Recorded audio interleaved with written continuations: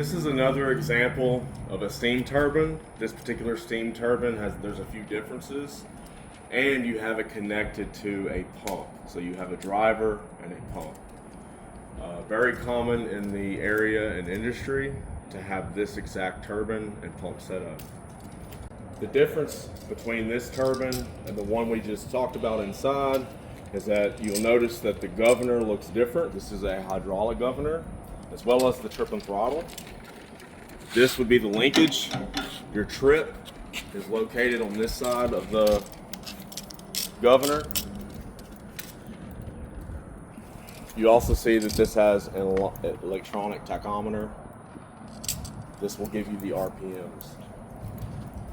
The concept and principle for this steam turbine setup still works the same.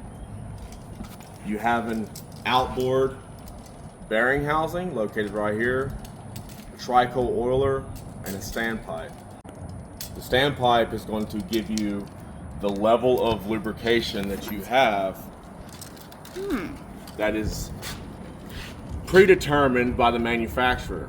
On the side of your bearing housing, there will be a line that is set that'll tell you where this needs to be at.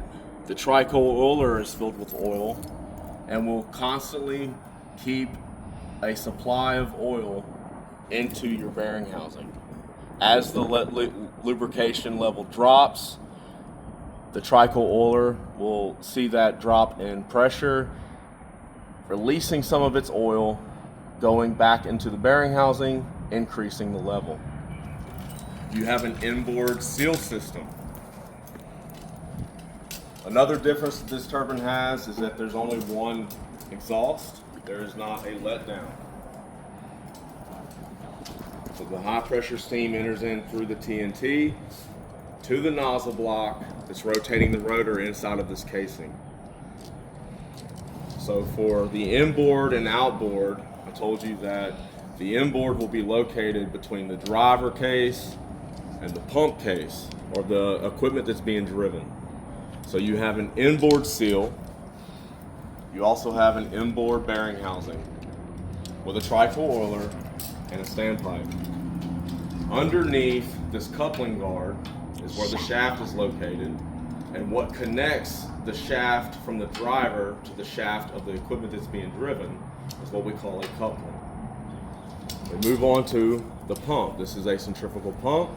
You have an inboard bearing housing and you have an inboard seal. This is a mechanical seal with a seal flush. The seal flush for this is API 11, taking the discharged liquid at high pressure and routing it back into the seal gland, the mechanical seal. The purpose of the seal flush is to keep the seal faces cool and clean. Look. Almost like lubrication, there's a thin layer of liquid keeping the seal faces from touching.